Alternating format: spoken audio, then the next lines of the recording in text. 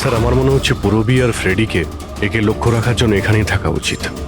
তাহলেই জানা যাবে ও বিছানা থেকে উঠতে পারে কিনা। পুরবি হেড্রিক, এই করিডোর থেকে শুরু করে আর ওর ঘর অবধি খুব ভালো করে খেয়াল রাখবে। ভালো তো লাগছে না ওকে এই অবস্থায় দেখতে, কিন্তু তবু আমাদের ওর ফিঙ্গারপ্রিন্টস আর ফুটপ্রিন্টস নেওয়া দরকার। আর তাছাড়া নীলামের ভাই আর মা ছাড়া ওখানে আর কে কে আসেন ওর খোঁজ নিতে, ওর সঙ্গে দেখা করতে, সেটাও দেখতে হবে।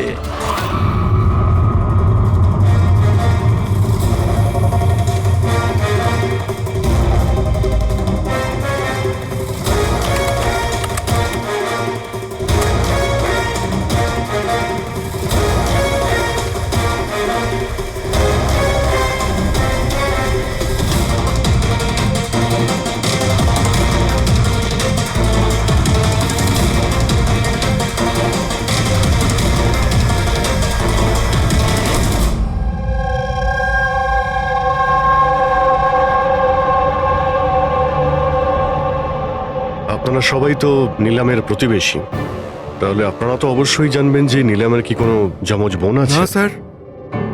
আচ্ছা, কোনো কোনো কাজিন বা ফ্রেন্ড যাকে নীলামের মতোই দেখতে? স্যার, নীলমকে আমরা ছোট থেকে দেখছি, অনেক বছর ধরে চিনি ওদের পরিবারকে। নীলমের কোনো বোন নেই, শুধু একটা ভাই আছে। আচ্ছা আচ্ছা রাজু, তুমি তো অনেক বছর ধরে এখানে কাজ করছো, তুমি নিশ্চয়ই জানবে। স্যার, নীলম দিদির আত্মীয়দের দেখেছি আমি, ওনার বন্ধুদেরকে আমি চিনি, কিন্তু স্যার এমন কেউ নেই যাকে নীলম দিদির মতো দেখতে। নীলাম, ওর জ্ঞান নেই, ও কোমাতে আছে, আর ও তো কিছুই করতে পারবে না। আর রইল বাকি সবাই যারা ওই সময় পিকনিকে প্রেজেন্ট ছিল। বিক্রমকে খুন ওদেরই মধ্যে কেউ করেছে। তবে স্যার, এই তাশিয়া বিক্রমের স্ত্রী, ওর মুখ দেখে মনে হচ্ছে না যে ওর স্বামী মারা যাওয়াতে ওর কোনো আফসোস রয়েছে। কিংবা স্যার নীলমের মা বিদ্যা আর ওর ভাই ঋষভ। স্যার, বিক্রম আর ওর বন্ধুরা নীলমকে বিজনেস থেকে সরিয়ে দিয়েছিল, হতে পারে বদলা নেওয়ার জন্য দুজনে মিলে বিক্রমকে প্রাণে মেরে দিয়েছে। স্যার, সন্দেহর তালিকায় তো এও রয়েছে, এই বিক্রমকে জঙ্গলের দিকে পাঠিয়েছিল স্যার। পঙ্কজ, এই 4 জনের ওপর কড়া নজর রাখো। দেখো গত 48 ঘন্টায় কি করছিল, কোথায় কোথায় গিয়েছিল। স্যার স্যার, আমার একটা ব্যাপার একদম ভালো লাগেনি। কি ভালো লাগছে না ভাই? স্যার, আমি নিজে ওই মেয়েটাকে এক্সামিন করে আসছি, বেচারি নিজের হাতটাও নাড়াতে পারে না, আর আমরা ওর ফুটপ্রিন্টস আর ফিঙ্গারপ্রিন্টস খুনির সাথে ম্যাচ করাচ্ছি। দিস ইজ সারিকা, একটা কথা তুমি খুব ভালো করে মনে রাখবে, তুমি এতদিন ধরে সিআইডিতে কাজ করছো। সিআইডির কাজে কোনো ইমোশনের জায়গা নেই, এখানে সবাইকে সন্দেহ করতে হয়। মনে রেখো, ওই মেয়েটাকে 5 জন লোক ওখানে দেখেছে, বুঝলে? ইমোশনের কি আছে? এক কাজ করো, এই সব ফিঙ্গারপ্রিন্টস যেগুলো পূরবী আমাদের এনে দিয়েছে, আর এই দড়ি থেকে, কুড়ুল থেকে যে ফিঙ্গারপ্রিন্টস আমরা পেয়েছি, ওগুলো আমি সেভ করেছি। একটু ম্যাচ করে দেখো যদি কিছু পাওয়া যায়।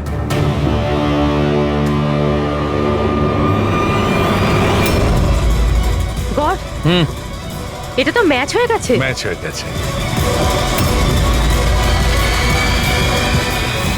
হসপিটালের যে ভিজিটার্স বুক আছে, সেই হিসাবে কোনো একজন ডক্টর রজত আছে যে গত 2 সপ্তাহ ধরে এই নীলামের সঙ্গে দেখা করতে আসছে। ডক্টর রজত? আচ্ছা, উনি কি সেই যিনি অ্যাস্ট্রোফিজিক্স আর প্যারানর্মাল সায়েন্স নিয়ে কাজ করছেন? হ্যাঁ শালুকে, বলো। কি নীলাম ক্রাইম সিনে গিয়েছিল? নীলাম হাঁটতে পারে? ডক্টর রজত, নীলাম তো চলাফেরা করতে পারে, কারণ ক্রাইম সিনে আমরা যে ফুটপ্রিন্ট আর ফিঙ্গারপ্রিন্ট পেয়েছি সেটা তো ওর সঙ্গে ম্যাচ করে গেছে। তাহলে এই পুরো বিষয়ে আপনার কি রোল? দেখুন, আমি আপনাদের কথা অস্বীকার করছি না, হসপিটালের বেড থেকে নীলম উঠতে পারে। হ্যাঁ, ওর ফিঙ্গারপ্রিন্টস আর ফুটপ্রিন্টস অ্যাস্ট্রাল পজিশনের সাথে মিলবে কি মিলবে না, that I am not sure. Excuse me, কি বললেন আপনি? Astral, what is that mean? এক minute, astral projection? Are you joking? আমার সঙ্গে মজা করছেন না তো? নীলমের ভাই ঋষভকে আমি বলেছিলাম একটা বিশেষ মিউজিক চালানোর জন্য আর নীলমের পাশে ফুল রাখার জন্য। এই কাজটা ওর মস্তিষ্কে প্রভাব ফেলবে, ওটা তাড়াতাড়ি কাজ করতে থাকবে আর নীলম তাড়াতাড়ি সুস্থ হয়ে যাবে। এখন বুঝতে পারছি যে নীলমের মস্তিষ্ক খুব বেশি পাওয়ারফুল হয়ে গেছে, এতটা যে ও নিজেকে অন্য কোথাও প্রজেক্ট করতে পারে। ও নীলম নয়, ওর অ্যাস্ট্রাল প্রজেকশন। এক মিনিট, আপনি বলছেন যে ওর প্রজেকশন অন্য জায়গায় করতে পারবে? এটা কিভাবে সম্ভব? দেখুন, অ্যাস্ট্রাল প্রজেকশনকে যদি খুব সাধারণভাবে আপনাকে বোঝাই তাহলে সেটা এইভাবে।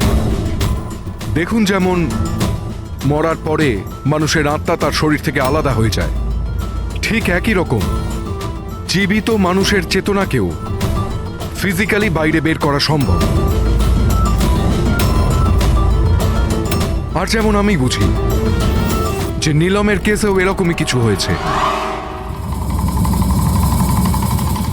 দেখুন ডক্টর রজত, সায়েন্সে এমন কোনো প্রমাণ নেই যাতে এই কথাটা কনফার্ম হতে পারে যে শরীর থেকে আত্মাটাকে বাইরে বার করা যায়। আর আপনার থিওরি অনুযায়ী একটা 40-45 কিলো ওজনের একটা মেয়ে যে কোমায় রয়েছে, সে একজন 85 কিলো ওজনের একটা লোককে দড়িতে ঝুলিয়ে দিয়েছে। তার মানে আপনারা আমার কথা বিশ্বাস করছেন? তাহলে আপনারাই বলুন, এক হাত পায়ে অক্ষম মেয়ে যে হাসপাতালের বেডে পড়ে আছে, সে একই সময় দুটো আলাদা আলাদা জায়গায় কিভাবে থাকতে পারে? থ্যাংক ইউ ভেরি মাচ, সেটা আমরা খোঁজ নিয়ে নিচ্ছি।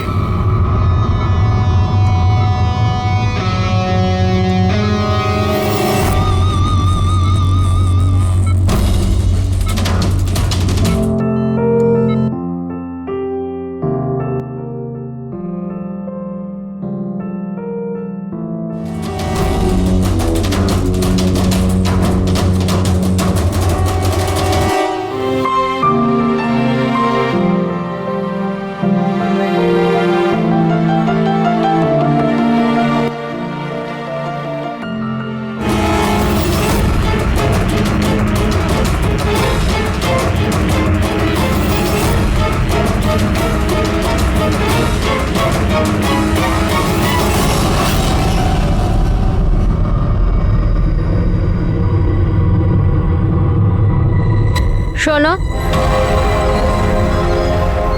আমি তোমাকে কিছু বলতে চাই।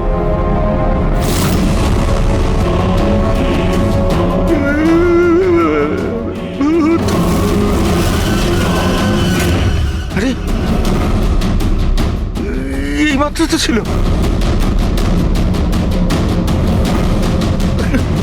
কোথায় হাওয়া হয়ে গেল?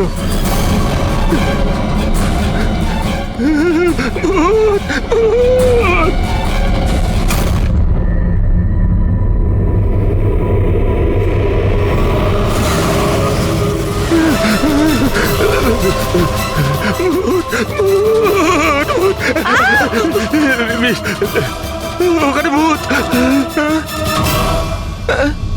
কোথায়? পুরবি, আমি ওকে নিজের চোখে দেখেছি, ওখানে দাঁড়িয়ে ছিল। ও হঠাৎ করে উধাও হয়ে গেল। কিন্তু নীলম তো এখানেই ছিল, এখান থেকে ওঠেও নি। এই নীলম একই সময় দু জায়গাতে?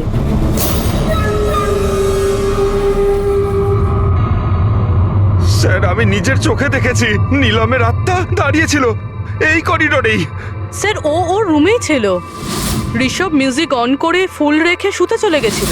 এরকম প্রথমবার হয়নি স্যার, আমি দেখেছি।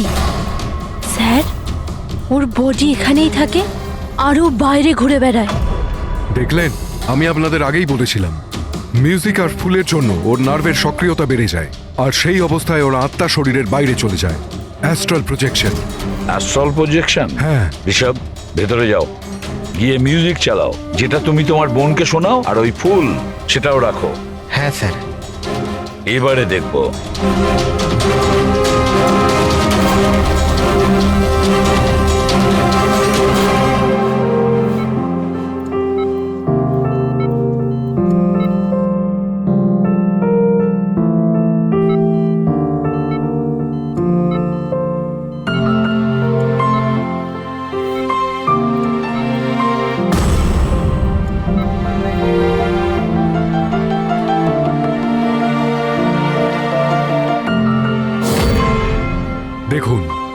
শরীরে সক্রিয়তা বাড়ছে।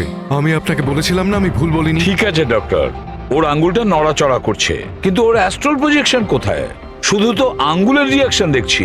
তাহলে কি পুরো হসপিটালেই ওর আঙ্গুলের ছাপ খুঁজে বেড়াবো? যদি ওর আত্মা ওর শরীর থেকে বেরিয়ে অন্য কোথাও যায়, তাহলে ওর ফুটপ্রিন্ট আর ফিঙ্গারপ্রিন্টও সাথে নিয়ে যায়, তাই না? দেখুন, আপনাকে বুঝতে হবে, নীলমের আত্মা আপনার অর্ডারে তার শরীর ছেড়ে বাইরে আসবে না। এটা নিজে থেকেই স্বেচ্ছায় আসবে। ও প্লিজ ডক্টর, আপনার এই সায়েন্সের কথাবার্তা আমাদের মাথাতেই ঢুকছে না। এই কেসটা আমরা সলভ করব, বুঝেছেন? আপনারা আমার কথাকে বিশ্বাস করুন। এক্সকিউজ মি, আসুন। দেখুন দেখুন নিলামকে। ওর অবস্থা দেখে আপনাদের মনে হচ্ছে যে হসপিটাল থেকে বাইরে বেরিয়ে ও কাউকে মার্ডার করতে পারে? হ্যাঁ স্যার, আমরা প্রত্যেকে ওকে দেখেছিলাম। ওটা নীলমই ছিল, আর আমাদের কোনো ভুল হয়নি স্যার। 1 মাস হয়েছে তোর অ্যাক্সিডেন্টের। এটা হতেই পারে যে অভিনয় করছে, হাঁটাচলা করতে পারে। সিদ্ধার্থ ও সত্যি বেড থেকে নড়াচড়া করার অবস্থায় নেই। তাহলে ওটা কে ছিল যাকে আমরা ওখানে দেখেছিলাম? ওই দেখো নিলাম। স্যার, আমি বলেছিলাম না, নীলমের আত্মা ওর শরীর থেকে। Thank you very much. আপনি আমার ওদিকে গিয়ে বসুন। আপনারাও প্লিজ ওদিকটা গিয়ে বসুন, প্লিজ ওই দিকটা গিয়ে বসুন। স্যার, এর আঙুল আর পায়ের ছাপ ম্যাচ কিভাবে হতে পারে? হতে পারে যদি কেউ নিলামের ফিঙ্গারপ্রিন্টস আর পায়ের ছাপ ক্রাইম সিনে ছেড়ে আসে তবে। কি হলো স্যার? একটা কথা আমার মাথায় ঘুরছে। বিক্রমের মৃত্যুর পরে তোমাদের মনে আছে বিক্রমের বন্ধুরা কি বলেছিল? স্যার, নীলম আমাদের প্রত্যেকেরই কমন ফ্রেন্ড, আর 2 মাস ধরে তো নীলমের সাথে আমাদের কোনো যোগাযোগই ছিল না। সিদ্ধার্থ কি করে জানলো যে নীলমের অ্যাক্সিডেন্ট 1 মাস আগে হয়েছিল? 1 মাস হয়েছে তোর অ্যাক্সিডেন্টের। হাঁটাচলা করতে পারে, এটা হতেই পারে যে অভিনয় করছে। সিদ্ধার্থ, রে, দাসিয়া, মনিকা আর ভূমি, এদের সবাইকে বিউরোতে নিয়ে এসো। সিদ্ধার্থ,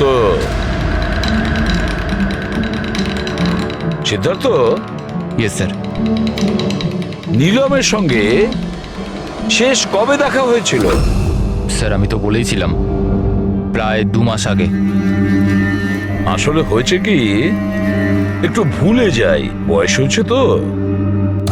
2 মাসের মধ্যে যখন দেখা হয়নি, তাহলে নীলমের অ্যাক্সিডেন্টের ব্যাপারে তুমি কিভাবে জানলে?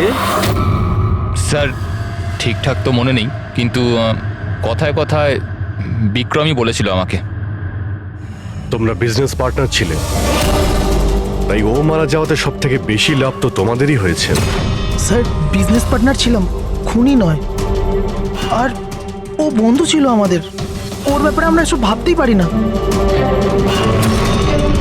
যদি লাভের কথা বলেন তো বিক্রমের মৃত্যুর লাভ তো সবচেয়ে বেশি ওর ওয়াইফ দাসিয়ারই হয়েছে। বিক্রমের মৃত্যুর পর আপনার প্রতি হওয়া অত্যাচার কমে গেল। এটা ছাড়া আর কোনো সুবিধা পেয়েছেন আপনি? হ্যাঁ, বিক্রম চলে যাবার পর আমার আর ভয় লাগে না, আর আমি বেশ ভালোই আছি। কিন্তু আমি বিক্রমকে মারিনি। নীলমকে চেনেন আপনি? আমি নীলমকে একদমই চিনি না। 25শে জুলাই যেদিন নিলামের অ্যাক্সিডেন্ট হয়, সেই সময় তোমরা কোথায় ছিলে? স্টার ক্লাব, বিকেসি, তারপর আমরা এয়ারপোর্ট গেছিলাম স্যার। সিদ্ধার্থ, তোমার স্মৃতিশক্তির প্রশংসাই করতে হয়। স্যার, মনে তো থাকবেই, ওয়ার্ল্ড ট্যুরের জন্য টিকিট আমি তো বুক করেছিলাম। ট্রাভেল এজেন্ট কে ছিল? সাইমা ট্রাভেলস। যেই বাংলোতে আপনি ছুটি কাটাতে গিয়েছিলেন, ওখানে যাওয়ার আগে আপনি ওখানে 2-3 বার গিয়েছিলেন। কি করতে গিয়েছিলেন? আমি এটাই দেখতে গিয়েছিলাম যে ওখানে কেমন সব ব্যবস্থা, ওটাই দেখাচ্ছিল। ভূমি, আপনি বিক্রমকে বাংলোর পিছনে এইটা বলে পাঠিয়েছিলেন ওখানে নেটওয়ার্ক আসে, কিন্তু এটা সত্যি না। আমরা চেক করেছি। দেখুন ম্যাডাম, ওরা অনেক বড় লোক, আমার ওদেরকে মেরে কি লাভ হবে? আর আপনি শুধু শুধু আমাকে এইসবে টানছেন। ম্যাডাম, আমি কিছু করিনি। তাহলে বিক্রমের মৃত্যুর আগে, 1 দিন আগে হসপিটালের বাইরে কি করছিলেন? আমার ভাইয়ের দোকান আছে ওখানে, দেখা করতে গেছিলাম। আর মনিকা, আপনার কি বক্তব্য? আমি নিলামের ব্যাপারে কিছু জানি না। তাছাড়া আমার হাজবেন্ড আমাকে বেশি কিছু বলে না, তাই এসব ব্যাপারে আমার কিছু যায় আসে না। স্যার এই 5 জনের মধ্যে বিক্রমের খুন যেই করুক, কিন্তু বিক্রমের খুন আর নিলামের যে অ্যাক্সিডেন্ট, এদের মধ্যে কোনো না কোনো সম্পর্ক তো আছে স্যার। রাইট। এটা অ্যাস্ট্রাল প্রজেকশনের ব্যাপার নাকি যমজের, কিন্তু এটা তো শিওর যে এদের মধ্যে কেউ আছে যে নিলামের এই অবস্থার সুযোগ নিচ্ছে। নিলামের অ্যাক্সিডেন্ট পালোমি ব্রিজে 25শে জুলাই হয়েছিল, আর পুলিশ খবর পায় ওই দিন সকালে 4টে থেকে 5টার মধ্যে। এটা খোঁজ নিতে হবে যে ওই 3 জন বিক্রম, সিদ্ধার্থ আর রে 25শে জুলাই কোথায় ছিল, আর কে নিলামের অ্যাক্সিডেন্টের ব্যাপারে প্রথম জানতে পারে। আর হ্যাঁ অভিজিৎ, ওই সাইমা ট্রাভেলস ওখানেও ভালো করে জিজ্ঞাসাবাদ করো। সো পুরবি, আজকে রাত্রে এই হসপিটালেই থাকো, কিন্তু একটা কথা মনে রেখো, ওই রুমে আজ না কোনো মিউজিক বাজবে না কোনো ফুল থাকবে।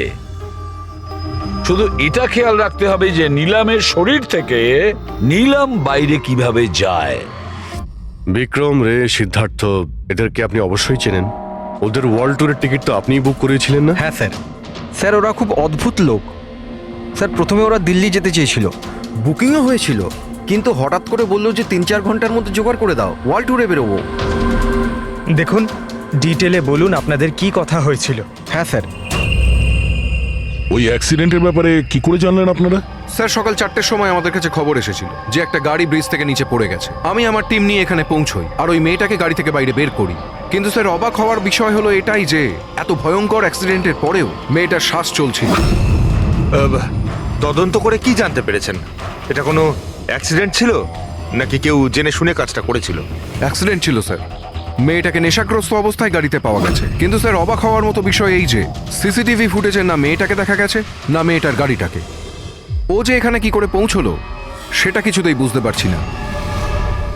আচ্ছা, অ্যাক্সিডেন্ট তো 1 মাস হয়ে গেছে, কিন্তু এর ফুটেজ তো পেয়ে যাবো। একটা কাজ করো, এই 24 জুলাইয়ের রাতে ক্লাব ভিস্টা থেকে এয়ারপোর্ট যাওয়ার মধ্যে যতগুলো সিসিটিভি ক্যামেরা আছে সবগুলোকে চেক করো। আর হ্যাঁ, ওই হাইওয়েরও নিয়ে নাও যেটা পুলমি ব্রিজের দিকে যায়, যেখানে নিলামের কারের অ্যাক্সিডেন্ট হয়েছিল।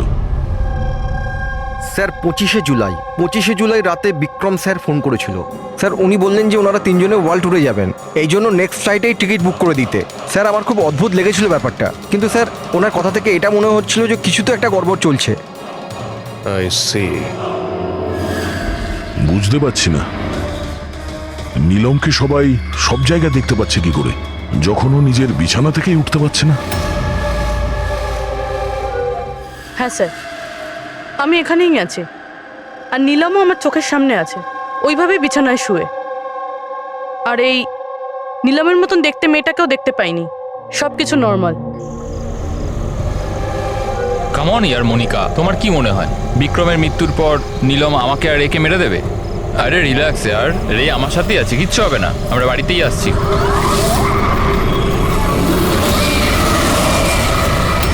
নিলাম, নিলাম, সিদ্ধার্থ সামনে নিলাম দাঁড়িয়ে আছে।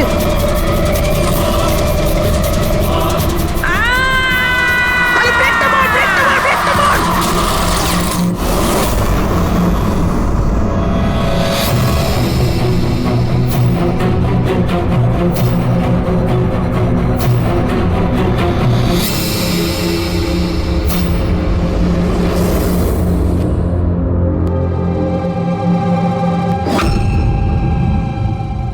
হোটেল থেকে এয়ারপোর্ট পৌঁছতে কমপক্ষে 2 ঘন্টা লাগে। ভেবে পাচ্ছি না এই 3 জনের 7 ঘন্টা কিভাবে লাগলো। আর স্যার এই ফুটেজগুলো নিয়ে কিছু করা হয়েছে। এই একটু পিছনে নাও তো পঙ্কজ, আর একটু পিছনে নাও যেখানে ডিসি চক ছিল। হ্যাঁ স্টপ, এখান থেকে চালাও। আর এটা পরের ফ্রেমে উধাও। এই ফুটেজ এডিট করা হয়েছে স্যার, এডিট করা হয়েছে। পুলমি ব্রিজের দিকে যাওয়ার রাস্তার সমস্ত সিসিটিভি ফুটেজ তো আমরা চেক করেছি। নিলামের কার তো কোথাও দেখতেই পাইনি। আর যদি নিলাম এই রাস্তা দিয়ে না যায়, তাহলে ওর গাড়ি ওখানে ওই পুলমি ব্রিজের নিচে কি করে গেল? স্যার মনে হচ্ছে নিলামের সঙ্গে ওখানেই কিছু হয়েছিল। যেখান থেকে ফুটেজে গাড়িটা উধাও হয়েছে। পুলিশের রিপোর্ট অনুযায়ী নিলামের অ্যাক্সিডেন্ট হয়েছিল 25 তারিখ সকালে 4টে থেকে 5টার মধ্যে, মানে অ্যাক্সিডেন্টটা 24 তারিখ রাত্রে হয়েছিল। যে ট্রাফিক পুলিশ ওই সময় ডিউটিতে ছিল আর সার্ভিলেন্স কপস ডিউটিতে ছিল, ওদের সাথে কথা বলতে হবে। Hello, what?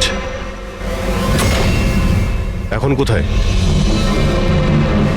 ওকে, ঠিক আছে, আমরা আসছি। স্যার, এই সিদ্ধার্থ আর রেড গাড়ির অ্যাক্সিডেন্ট হয়েছে। কি? ওরা এখন ব্লু হেল। ঠিক হয়ে যাবে। দেখুন, জানি না। আমরা আমাদের তরফে সম্পূর্ণ চেষ্টা করেছি, কিন্তু এখন পেশেন্টকে বাঁচানো খুব মুশকিল। কি হলো? কিভাবে অ্যাক্সিডেন্ট হলো? কি করে মানে? এই সব নিলামের জন্যই হয়েছে। এইসব নিলাম করেছে। এটা আপনি কি করে জানলেন? আমি ফোনে শুনেছিলাম। রে সিদ্ধার্থকে বলল যে সামনে রাস্তায় নিলাম দাঁড়িয়ে আছে। নিলাম? সীতা তো সামনে নিলাম দাঁড়িয়ে আছে। ওরা দুজনেই খুব ভয় পেয়ে গেছিল। পুরবি, তুমি নিলামের কাছেই ছিলে তো? স্যার, স্যার নিলাম হসপিটালেই ছিল। ওর বাইরে যাওয়ার প্রশ্নই ওঠে না। আপনাকে এই অ্যাক্সিডেন্টের খবর কে দিয়েছে? 12:30টার সময় কারো ফোন এসেছিল, কিন্তু ফোনেতে নিজের নামটাও বলেনি। আমরা যখন অ্যাক্সিডেন্ট স্পটে পৌঁছলাম, কারটা তখন পাল্টি মেরে রাস্তার নিচে পড়েছিল। ভেতরে সিদ্ধার্থ রক্তে মাখামাখি হয়েছিল, আর রের শরীরটাও জানলা দিয়ে অর্ধেক ঝুলেছিল। এক কাজ করি, সিদ্ধার্থ আর রে দুজনের মেডিকেল রিপোর্ট আর ওই গাড়িটাকে নিয়ে ফরেন্সিক ল্যাবে পাঠিয়ে দাও। এখানে সব জায়গায় পুলিশ প্রহরা আছে স্যার, সব বন্দোবস্ত হয়ে গেছে স্যার। Very good. আর আশপাশের সমস্ত রাস্তায় ব্যারিকেড লাগিয়ে দাও, ঠিক আছে? কেউ যেন আসতে যেতে না পারে। Over and out. একটা গাড়িও যেন এদিক দিয়ে না যেতে পারে। হ্যাঁ স্যার। যারা হেঁটে হেঁটে যাবে তাদের বলে দাও অন্য রাস্তা দিয়ে যেতে। কাল সকালবেলা এখান দিয়ে ভিআইপির একটা বড় কনভয়ে যাবে, আর ভেতর থেকে আমরা খবর পেয়েছি যে ওই কনভয়ের মধ্যে একটা গন্ডগোল হতে চলেছে। কারোর ওপর যদি একটুও সন্দেহ হয় সঙ্গে সঙ্গে আমাকে জানাবে। সব সিসিটিভি ক্যামেরা জাজ হয়ে গেছে, সব ঠিকঠাক কাজ করছে। গুড।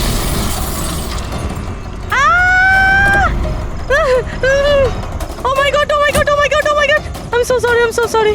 ওঠো, ওঠো, ওঠো, ওঠো। আমি কিছু করিনি। Get up, please get up.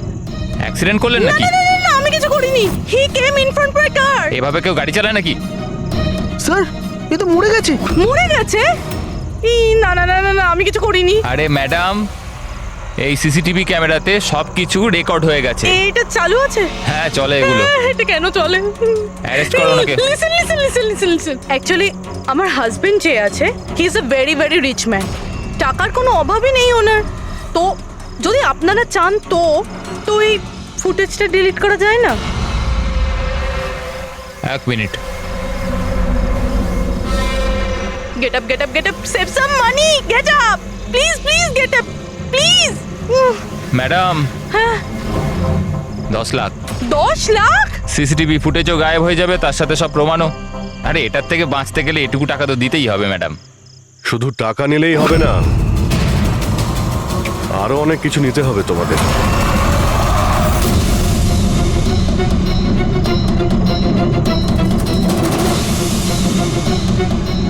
Sir, তোমরা জানো তোমাদের ডিউটি আজকে এখানে কেন ছিল? কারণ আমরা জানতে চেয়েছিলাম যে 24শে জুলাই রাত এখানে কার ডিউটি ছিল আর কে টাকা নিয়ে অপরাধীদের ছেড়ে দিয়েছিল। তোমার মতো লোকের পুলিশে থাকার কোনো অধিকার নেই। এবার পরিষ্কার করে বলো, সেই রাতে কি হয়েছিল? তাহলে তোমরাই কি ওই সার্ভেলেন্সের ফিল্মটা এডিট করেছিলে? স্যার, ওরা বড্ড প্রেশার দিচ্ছিল। আরে ওরা বড় বড় বিজনেসম্যান। স্যার, ওদের হাত অনেক ওপর অবধি। চুপ করো, পরিষ্কার করে বলো কি হয়েছিল। স্যার, ওই রাত্রির প্রায় 2:30টার সময় বিক্রম, রে আর সিদ্ধার্থর গাড়িটা নীলমের গাড়িটাকে ধাক্কা মারে। আর ওই ওদের মনে হলো যে মেয়েটা মরে গেছে। ওরা বড্ড ঘাবড়ে গেছিল স্যার। ওরা শুধু আমাদেরকে এটুকুই করতে বলেছিল যে এই সিসিটিভি ফুটেজের ওদের অংশটুকু যেন আমরা বাদ দিয়ে দিই। বাকি মেয়েটা আর ওই গাড়িটার ব্যবস্থা ওরা নিজেরাই করে নিতে পারবো বলেছিল। স্যার, সেই জন্য নিলাম প্রতিশোধ নিচ্ছে। যখন ওর অ্যাক্সিডেন্ট হয়, এরা 3 জন ওকে এখানেই ফেলে গেছিল। নিলাম নয়, অন্য কেউ, যে রে, সিদ্ধার্থ আর বিক্রান্তের উপরে প্রতিশোধ নিচ্ছে।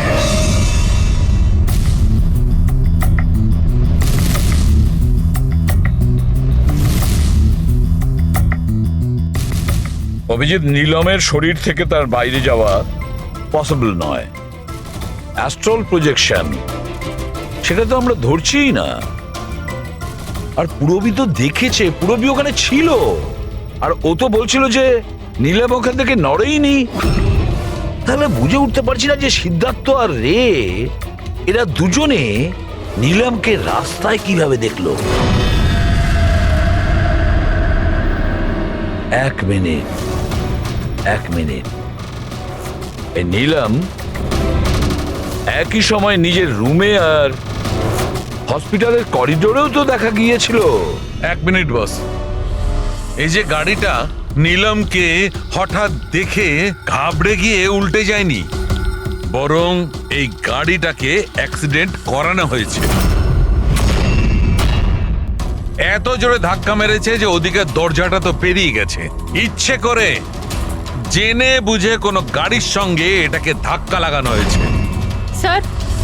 স্যার সিদ্ধার্থ আর রের অ্যাক্সিডেন্ট একটাই গাড়িতে হয়েছে, কিন্তু ওদের মেডিকেল রিপোর্টস কিছুতেই ম্যাচ করছে না। কি?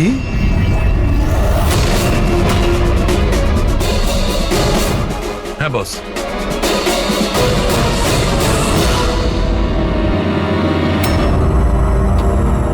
এই পুরো রহস্যটা কি? এটা কি বলতে চাইছে? ফিঙ্গারপ্রিন্টস আর ফুটপ্রিন্টস ম্যাচ করা, দুটোই তো অ্যাক্সিডেন্ট। আর সারিকা বলছে যে সিদ্ধার্থ আর রের মেডিকেল রিপোর্ট ম্যাচ করছে না। এই পুরো ব্যাপারটা আসলে কি?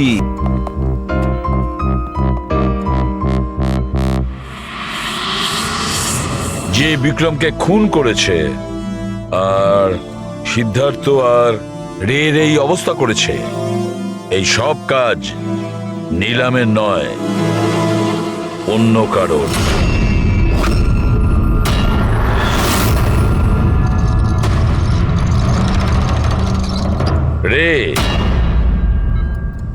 রে তোমার যেখানে অ্যাক্সিডেন্ট হয়েছিল সেখানে সিআইডির অফিসাররা গিয়েছিল। আর তাছাড়া তোমার গাড়ির কন্ডিশন আর তোমাদের মেডিকেল রিপোর্টও চেক করা হয়েছে। ওটা খুব সাংঘাতিক অ্যাক্সিডেন্ট হয়েছিল। দেখো সিদ্ধার্থর কিরকম অবস্থা। কিন্তু একটা জিনিস দেখে ভালো লাগছে, এত বড় অ্যাক্সিডেন্ট, এত সাংঘাতিক অ্যাক্সিডেন্ট যেখানে সিদ্ধার্থর এরকম অবস্থা, সেখানে তোমার তো শুধু এত সামান্য আঘাতটা লেগেছে কিভাবে? আচ্ছা, এই অ্যাক্সিডেন্টটা হলো কিভাবে? আসলে ওই আমি রাস্তাতে আমি নীলমকে দেখেছি, আর এই কথাটাই আমি সিদ্ধার্থকে বলেছি। ওই ভয় পেয়ে গাড়ি টার্ন করতে গেল, গাড়ি স্পিডে ছিল তো কন্ট্রোল হলো না, আর গাড়ি উল্টে গেল। না না না না না, মিথ্যে কথা বলছো তুমি। তোমার গাড়ি উল্টে যায়নি, অন্য গাড়ি এসে তোমাকে ধাক্কা মারে। কে?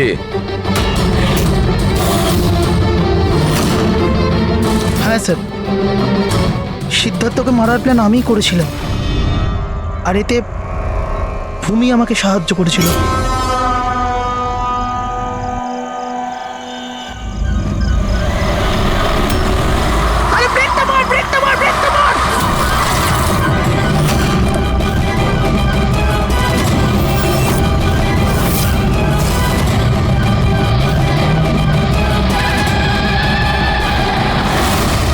তাহলে ভূমিকে আমরা ভুল সন্দেহ করিনি। আর নীলমের হলোগ্রাম ওটাও তুমি বানিয়েছিলে, তাই তো? এই নীলম একই সময় নিজের রুমে আর হসপিটালের করিডোরেও তো দেখা গিয়েছিল। এটা শুধু একটা কারণেই ঘটতে পারে, শুধু একটা কারণে। 3D হলোগ্রাম মানে নীলম ছিল না, নীলমের ফটো ছিল। হ্যাঁ স্যার, ওই হলোগ্রাম আমি বানিয়েছিলাম, কিন্তু নীলমকে এই অবস্থায় পৌঁছানোর দায়ী আমি নই স্যার।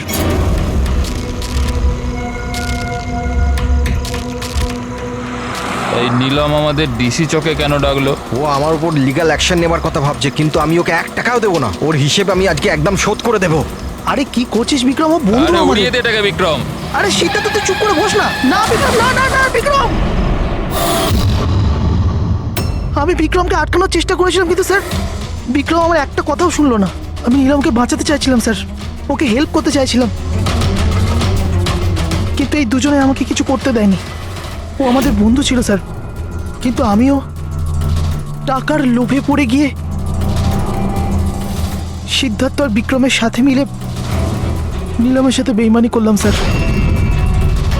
ওকে বিজনেস থেকে বের করে দিলাম আর ওকে মরার জন্য ছেড়ে দিয়ে আমরা তিনজন ওয়ার্ল্ড ট্যুরে চলে গেছিলাম। কিন্তু স্যার যখনই আমরা ফিরে এলাম তখন থেকে আমি বুঝতে পারলাম যে সিদ্ধার্থ আর বিক্রম মিলে আমাকেও এই বিজনেসের পার্টনারশিপ থেকে বাইরে বের করে দিতে চাইছে। কিন্তু এর আগে এই দুজন নীলমের মতো আমার সাথেও বেইমানি করে।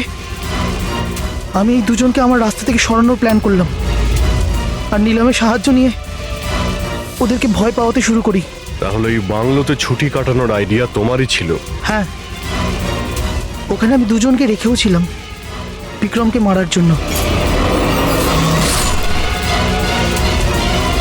আমি যা করেছি আমার আফসোস নেই স্যার। নীলমের এই অবস্থাতে আমার পরিচয় গোপন করে ওকে টাকা দিয়ে সাহায্য করছিলাম। জেল যাওয়ার পর এটাই চাইবো যে ওর চিকিৎসা যেন কিছু কম না হয়। আর ভূমি আমার অফিসে কাজ করতো স্যার, এই জন্য আমি জানতাম যে ও আমার সঙ্গ দেবে। আর আমি ভূমিকে ব্যবহার করেছি নীলমের 3D হলোগ্রাম লাগানোর জন্য।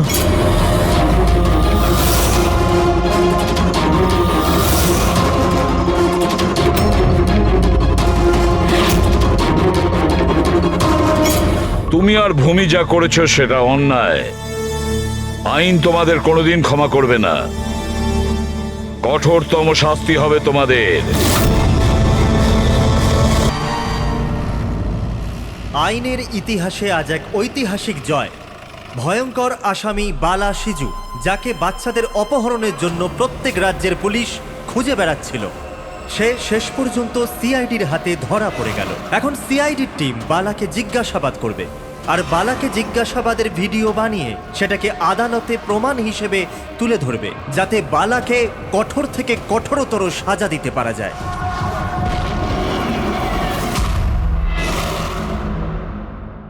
এক কাপ চা পাওয়া যাবে? ওই বাচ্চাগুলো কোথায় যাদের তুই বিক্রি করেছিস? আমি কোনো বাচ্চাকে বিক্রি করিনি। বাচ্চাটা দেশে আছে না বিদেশে আছে? আমার চাটা কোথায় গেল এসিপি স্যার? দেশে নাকি বিদেশে? চুপ!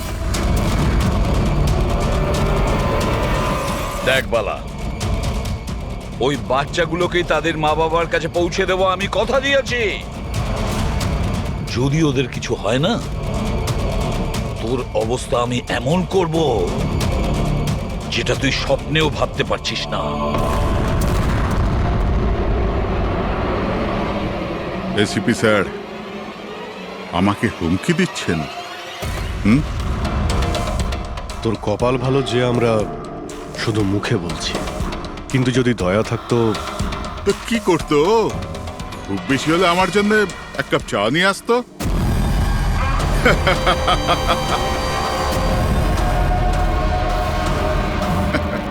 পা নিচে নামা। আরে ম্যাডাম, আপনি আমার জন্য চা বানিয়ে আনুন। তাছাড়া মেয়েদের কাজ ঘরেই হয়, এই সিআইডিতে কেন সময় নষ্ট করছেন আপনি? রবি, আর যদি আমার ম্যাডামের হাতের চা ভালো লাগে, হ্যাঁ, তো আমি ওর সাথে বিয়ে করবার ব্যাপারেও ভাবতে পারি। উকিল বাবু, এ কিন্তু বড্ড বাড়াবাড়ি করছে। কি তোর এত সমস্যা হচ্ছে কেন অভি? হ্যাঁ, তোর এই ম্যাডামের সাথে কোনো চক্কর চলছে নাকি রে? এটা কি করলেন আপনি? আমার ক্লায়েন্টের উপর হাত তুললেন আপনি।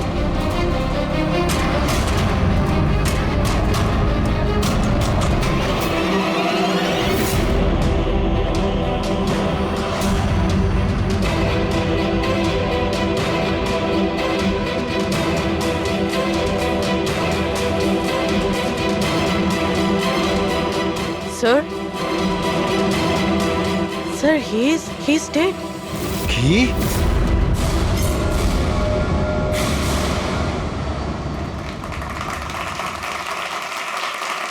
Good evening ladies and gentleman and welcome to প্রশ্ন উত্তর। আমি আপনাদের হোস্ট অভয় কুমার আপনাদের স্বাগত জানাই। আজকের বিষয় একটা বিতর্ক যে আমাদের দেশের আইনের রক্ষাকর্তারা আইনের থেকেও কি বড়। আপনারা সবাই এটা নিশ্চয়ই শুনেছেন যে সিআইডির সিনিয়র অফিসার অভিজিতের উপরে বালা নামক এক ক্রিমিনালকে হত্যার অভিযোগ আরোপ করা হয়েছে।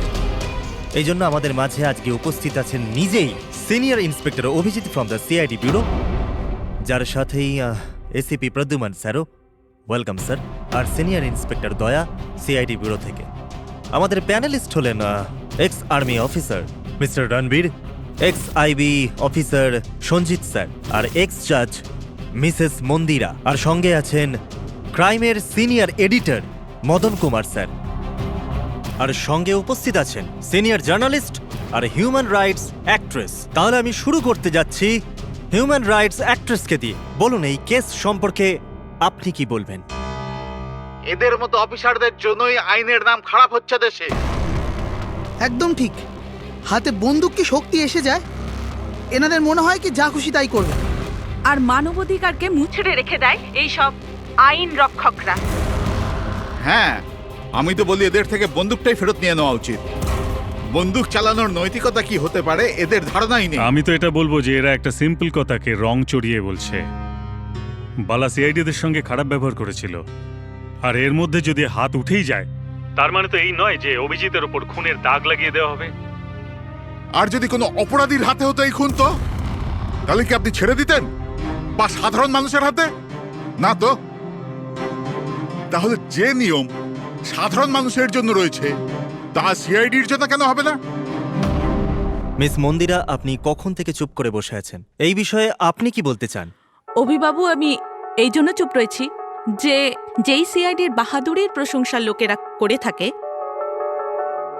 তাদেরকে আজ এখানে অপমান করাটা ঠিক হচ্ছে কি? দেখুন, আমার মনে হয় তর্কের কোনো শেষ নেই। যে অভিজিৎ ঠিক না ভুল, এগুলো নিজস্ব ভাবনার উপর নির্ভর করে। এখন আমি কথা বলতে চাই এসিপি প্রদ্যুমান স্যারের সাথে, যার লম্বা কেরিয়ার দেশের প্রতি দায়িত্ব এবং কর্তব্যে পরিপূর্ণ। এই কেসেতে আপনি কার পক্ষ নেবেন? সিআইডির অভিজিৎ স্যারের নাকি আইনের পক্ষ নেবেন? দেখুন, আজ পর্যন্ত আমি বরাবর আইনকে সমর্থন করেছি, আর পরেও সমর্থন করব। আমি ন্যায়ের পক্ষেই। আর এ কথা বলার কাউকে আমি সুযোগ দেব না যে আইন সিআইডির জন্য একরকম আর সাধারণের জন্য অন্য রকম।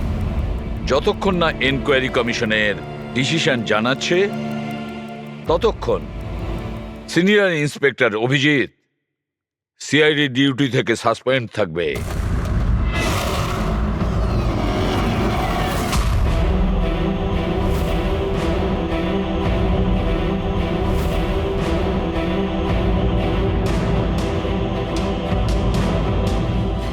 এক মিনিট স্যার।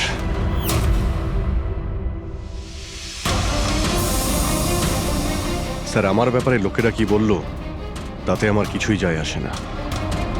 এইমাত্র আপনার মুখ থেকে যা শুনলাম তাতে খুব কষ্ট হচ্ছে স্যার। যা কিছু হয়েছিল আপনার সামনেই হয়েছিল, আপনি ওইখানে ছিলেন। আপনার বুকে হাত দিয়ে বলুন তো স্যার, আমি কি ইচ্ছে করে লোকটাকে মেরেছি? আর যদি আপনার উত্তর হ্যাঁ হয়, তাহলে আমি আদালতের সিদ্ধান্ত শোনার আগেই নিজে গিয়ে ফাঁসি কাটে ঝুলে পড়ব স্যার। অভিজিৎ, রিল্যাক্স। না দয়া, অনেক হয়েছে। এরকম অনেকবারই হয়েছে। অনেক সময় দেখেছি কিছু মানুষেরা আমাদের উপরে অপবাদ দেয়, আর স্যার আমাদের পক্ষে থাকার বদলে আমাদের সাসপেন্ড করে দেন। আর আপনারা বড় বড় কথা বলছিলেন মানবাধিকারের। কি বলছিলেন আপনি? আমাদের হাত থেকে বন্দুক নিয়ে নেওয়া উচিত। আজ আপনারা বাড়িতে সুরক্ষিত হয়ে যে হোলি আর দীপাবলি কাটাতে পারেন সেটা সেই কারণে কারণ আমাদের হাতে বন্দুক রয়েছে। সারা রাত ধরে আমরা জাগি যাতে আপনারা নিশ্চিন্তে ঘুমোতে পারেন। যখন অপরাধী এইখানে কপালে বন্দুক ঠেকায় না আর বুকে গুলি চালানোর জন্য হুমকি দেয়, ঠিক তখন আপনাকে এটা মনে করিয়ে দেওয়া হয় যে আপনি অপরাধীকে গুলি করতে পারবেন না, শুধু পায়ে গুলি করতে পারবেন। সেই দিন আমি আপনাদের কাছে হিউম্যান রাইটস আর মানবাধিকারের স্পেলিং জিজ্ঞাসা করব। সেই দিন। আজ আমি সবার সামনে জোর গলায় বলতে চাই, বালার মতো অপরাধীদের বেঁচে থাকার কোনো অধিকার নেই। এমনি তো আদালত তো ওকে ফাঁসিরই হুকুম দিত। আগে মারা গেছে বলে এত প্রশ্ন কিসের জন্য? এত বছর ধরে সিআইডি যদি আমার হাত বেঁধে না রাখতো তাহলে এই অপরাধীদের অনেকদিন আগেই আমি শায়েস্তা করে দিতাম। আর এমনিতেও এমন আইন থেকে কি লাভ যা অপরাধীদের শাস্তি দিতে পারে না? আর সেই আইন আমায় কি সাসপেন্ড করবে? আমি নিজেই আইনকে সাসপেন্ড করছি।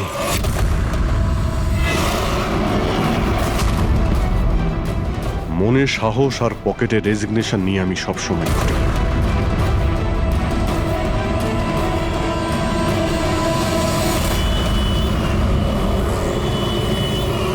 আরে ভাই, আমরা তো হলাম বন্ধু।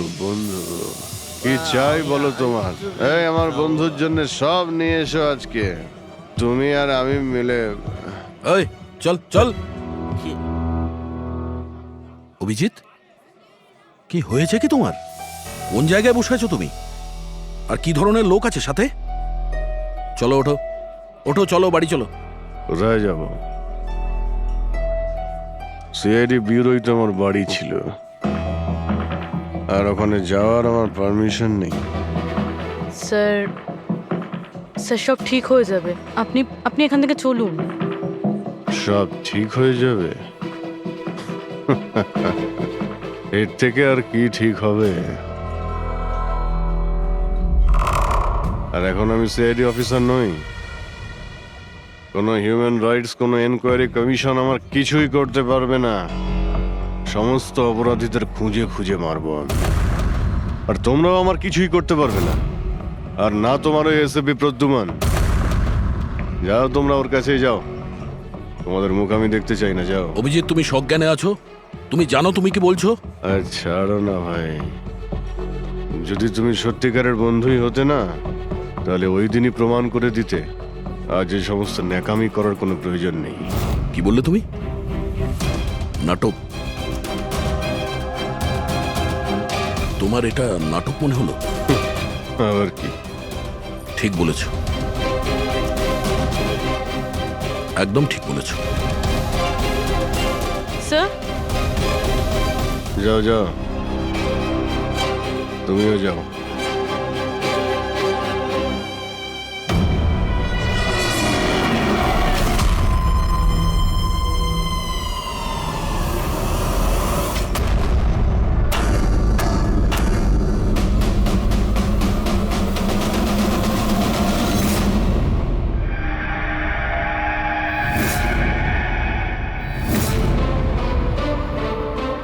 এই, কে এখানে?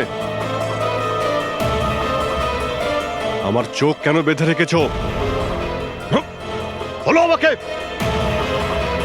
কোথায় নিয়ে এসছো আমাকে? কে তোমরা? এই, বলো আমাকে।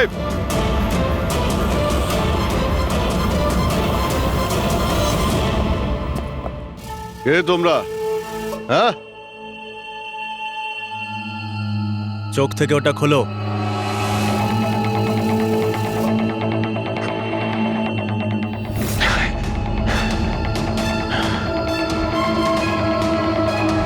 তোমরা জানো কাকে কিডন্যাপ করেছো? একজন সিআইডি অফিসারকে। অভিজিৎ, তুমি আর এখন কোনো সিআইডি অফিসার নও। Senior inspector Abhijit CID duty থেকে সাসপেন্ড থাকবে। ভয় পেও না, আমাদের থেকে তোমার কোনো ভয় নেই। আমাদেরকে নিজের বন্ধু ভাবতে পারো। বন্ধু? তোমরা কারা বলবে? সব জেনে যাবে অভিজিৎ আমরা কে আর তোমার থেকে কি চাই। অন্ধকারে লুকিয়ে রয়েছো কেন? সাহস থাকলে সামনে এসো। আমরা অন্ধকারে আছি কারণ এই দেশ আর সমাজ আমাদেরকে আলোতে কাজ করতে দেয় না। তার মানে আমরাও তোমার মতো একজন আইনের রক্ষক, কিন্তু তুমি আইনের ছাতার তলায় কাজ করো আর আমরা ওর বাইরে। আমরা অপরাধীদের সরাসরি সুবিচার দিয়ে থাকি, না কোর্ট, না কাছারি, না এনকোয়ারি কমিশন, সোজা মৃত্যুদণ্ড। এক মিনিট, তোমরা কি বলছো? আমি কিছুই বুঝতে পারছি না। চিনতে পারছো একে? এ তো মালবিকা, নামেই সোশ্যালাইট, কিন্তু অনেক আতঙ্কবাদী সংগঠনের সঙ্গে যুক্ত। Good, next. একে আবার চিনব না? সবাই জানে ও রিয়েল এস্টেটের ব্যবসায়ী, কিন্তু তার আড়ালে ড্রাগসের ব্যবসা। উইলিয়াম? এ তো উইলিয়াম। 7টা মার্ডারের কেস আছে এর উপরে। That's right. কিন্তু এদের ছবি তোমরা আমায় কেন দেখাচ্ছ? আমার কাছে কি চাইছো? বলবো, প্রথমে তুমি এটা বলো যে যদি তুমি এটা জানতে পারো যে এই অপরাধীদের আইন কখনোই সাজা দিতে পারবে না, তখন তুমি কি করবে? যদি এরা কখনো শাস্তি না পায় তো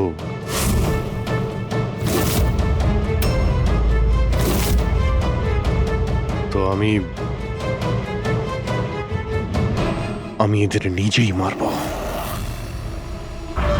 আর এমনিতেও কোনো অপরাধীদের বেঁচে থাকার কোনো অধিকার নেই। সবাইকে পিষে মেরে ফেলা উচিত, সবাইকে। Very good. তোমার ভেতরে এই রকমই উদ্যম আর সাহস দেখতে চেয়েছিলাম আমরা। আমি তোমার যন্ত্রণা বুঝতে পারি অভিজিৎ। যদি বালা ভুল করে মরেও যায় তাতে কি আর হবে? ছিল তো ও একটা অপরাধী, না? এবার তুমিই বলো অভিজিৎ, এত বছরের চাকরির এই যে পুরস্কার পেয়েছো তুমি, এটা কি ঠিক? এদের মতো অফিসারদের জন্যই আইনের নাম খারাপ হচ্ছে দেশে। আর মানবাধিকারকে মুছড়ে রেখে দেয় এই সব আইন রক্ষকরা। হাতে বন্দুক কি শক্তি এসে যায়? এনাদের মনে হয় কি যা খুশি তাই করবে? না, এটা একদমই ঠিক নয়।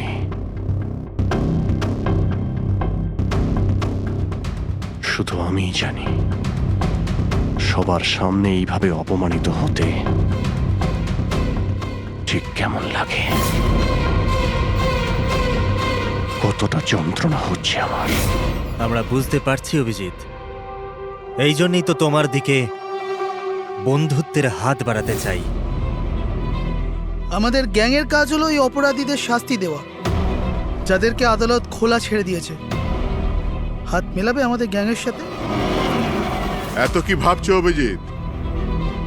আমাদের সঙ্গে থাকবে নাকি ওই সিস্টেমের সাথে, যে অজান্তে হওয়া একটা ঘটনার জন্য তোমাকে শাস্তি দিয়েছে?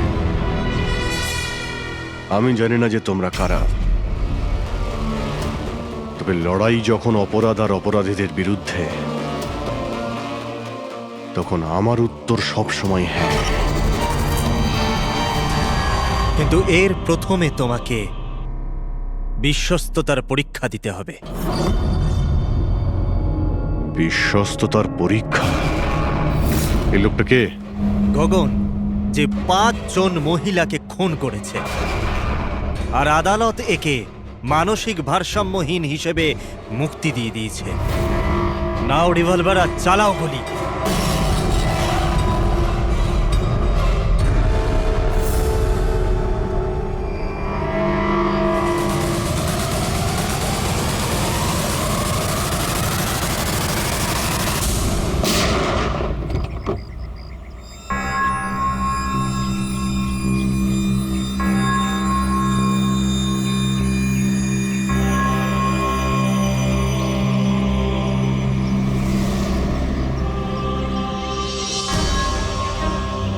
আমাদের ফোনের অপেক্ষা করবেন।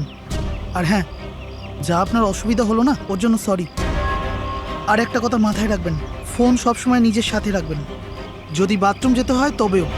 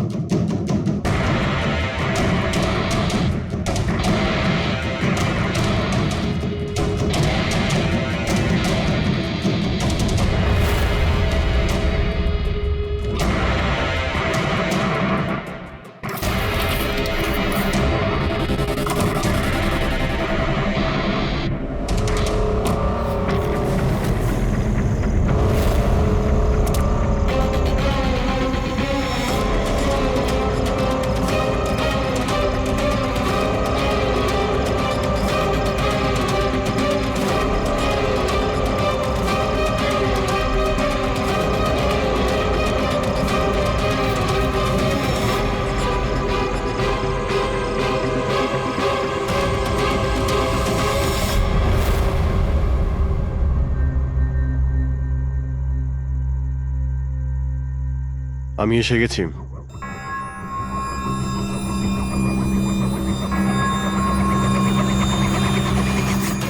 আমাদের সন্দেহই ঠিক। মানে যে গল্পটা আমরা ফেঁদেছিলাম সেটা বিশ্বাস করেছে ওরা। এটা তো হওয়ারই ছিল। যে জালে ওরা ফেসেছে সেটার প্ল্যান আমরা 1 মাস আগেই করেছিলাম। তবে স্যার, এত নামী অপরাধীদের একের পর এক খুন হওয়া, এটা কোনো কোইন্সিডেন্স হতে পারে না। স্যার, এই সমস্ত অপরাধীদের নতুন শত্রু কে এসছে? সেটাই তো আমি ভাবছি দয়া। এই 5 জনের একটা শত্রু থাকবে সেটা সম্ভব নয়। কিন্তু স্যার, আলাদা আলাদা থাকলে তারা একসাথে হামলা করলো কিভাবে? পুরবি লোকগুলো আলাদা হতে পারে, কিন্তু গ্যাং একটাই, মোটিভও একটাই, খারাপ মানুষগুলোকে শেষ করা। কিন্তু আইনকে নিজের হাতে নিয়ে আলাদা আলাদা শহরে আলাদা আলাদা সময় খুন করা, এত লম্বা প্ল্যানিং কেউ একা করতে পারবে না। একদম ঠিক বলছো অভিজিৎ। মনে হয় তুমি কিছু পেয়েছো। হ্যাঁ হ্যাঁ বস। কি বস, এটা একজন খুনির কাজ নয়, কারণ বেশিরভাগ ক্ষেত্রে এক একজন খুনির খুন করার পদ্ধতিটা নিজেদের পছন্দ মতো, কিন্তু এক্ষেত্রে সেটা হয়নি। এই দেখো, একে গুলি করা হয়েছে, গুলি অনেক দূর থেকে করা হয়েছে, কিন্তু সেটা সোজা এসে হার্টে বিঁধেছে, 1 ইঞ্চিও এদিক ওদিক নয়। আর একটা, একে মার্শাল আর্টের একটা বিশেষ পদ্ধতি দিয়ে মারা হয়েছে, খুবই বিপজ্জনক, একটা আঘাতেই শেষ। আর এই তৃতীয় মার্ডার? এই তৃতীয় ব্যক্তিকে বিষ দিয়ে হত্যা করা হয়েছে। একটা ছোঁচলো জিনিস দিয়ে বিষটা ইনজেক্ট করা হয়েছে সোজা আর্টারিতে। বিষটা খুব তাড়াতাড়ি রক্তে মিশেছে আর স্পট ডেড। তাহলে তৃতীয় মার্ডারটাও কোনো এক্সপার্টই করেছে স্যার? হ্যাঁ অভিজিৎ, প্রথম শার্প শুটার, দ্বিতীয় মার্শাল এক্সপার্ট, আর তৃতীয় জন খুব ভালো করে ইঞ্জেকশন দিতে জানে। তারা যারাই হোক, মানুষকে বিশেষভাবে মারার প্রশিক্ষণ প্রাপ্ত এরা, যেমন কোনো স্পেশাল এজেন্ট। আর হতে পারে এই গ্যাংয়ে এই ধরনের চিন্তাভাবনা করার মতো আরো লোক আছে, যারা এই সমাজ থেকে অপরাধীদের সরিয়ে দিতে চায়। স্যার, যদি ওরা এত এক্সপার্ট হয়ে থাকে, তাহলে না ওরা কোনো প্রমাণ রাখবে, না কোনো সূত্র। ওদেরকে ধরবো কিভাবে? লোহাই লোহাকে কাটতে পারে পুরবি। এদের গ্যাংকে ধরার একটাই রাস্তা আছে, বালার মৃত্যুর নাটক। সবকিছু প্ল্যান অনুযায়ী হচ্ছিল স্যার। তারপরে ওরা আমাকে ট্রিগার প্রেস করে একটা লোককে মেরে ফেলতে বলে। আর তুমি ট্রিগারে চাপ দিয়েছিলে? Yes sir. এসব কি হচ্ছে? হ্যাঁ, বলেছিলাম না আমরা, তোমার পরীক্ষা নেওয়া হবে। এটা দেখার জন্য যে তুমি এই কাজটাকে পরিণতি দিতে পারবে নাকি। আমায় কাকে মারতে হবে? এমন একজন মানুষ যে মানুষ বলার যোগ্যতা হারিয়েছে, দেশের উত্তরের রাজ্যগুলোতে ড্রাগসের ব্যবসা করে, আর জানি না এর জন্য কত যুবক নিজের জীবন বরবাদ করে দিয়েছে। তার নাম? নিজেকেও অনেক বড় বিজনেসম্যান মনে করে, কিন্তু ড্রাগ ডিলিং করাই হলো ওর আসল কাজ। একবার যদি ও শহরে ফিরে আসে, ব্যাস তারপরে ওর কাজ শেষ। নাম? নামে কি এসে যায়? গুলি মারবার ঠিক 1 ঘন্টা আগে তোমাকে বলে দেওয়া হবে যে কবে আর কোথায় গুলি চালাতে হবে। ট্রিগার কি করে টিপে দিলে? ওর যদি কিছু হয়ে যেত, মারা যেত তো? না দয়া, কিছুই হতো না। ওই বন্দুকটা হাতে নিয়ে আমি বুঝতে পেরেছিলাম ওই বন্দুকের মধ্যে কোনো গুলি ছিল না। অভিজিৎ, ওদের সাথে এমন ভাবে মিশে যাও যেন তোমাকে সন্দেহ না করতে পারে। এটাই হলো রাস্তা ওদের কাছে পৌঁছানোর। কিন্তু ওরা বড় ধরনের কিছু করে ফেলার আগে যদি আমরা ওদের আড্ডাতে পৌঁছে যাই ওদের গ্রেপ্তার করার জন্য। কিন্তু ওদের আড্ডায় পৌঁছাবো কি করে? তোমার চোখে তো পট্টি বাঁধা থাকে। চোখ বাঁধা ছিল, কিন্তু দয়া, ওদের আড্ডা থেকে বাড়ি পৌঁছানো পর্যন্ত আমি রাস্তাগুলো ভালো করে ফিল করেছি। আর যা কিছু আমার মনে হয়েছিল সব পেন ড্রাইভে রেকর্ড করেছি। এগুলো আমার জামা কাপড় আর জুতো। যদি এর থেকে কিছু সাহায্য পাওয়া যায় ওদের আড্ডায় পৌঁছানোর জন্য। স্যার, যা করতে হবে তাড়াতাড়ি করতে হবে। যে কোনো সময় আমার কাছে ফোন আসতে পারে ওই ড্রাগ ডিলারকে মারার জন্য। আর আমি এই ধরনের কাজ করতে চাই না যার পারমিশন আইন আমাকে দেয় না। যতক্ষণ আইন না বলছে আমরা কাউকে মেরে ফেলতে পারি না, সে কোনো বড় অপরাধী হলেও।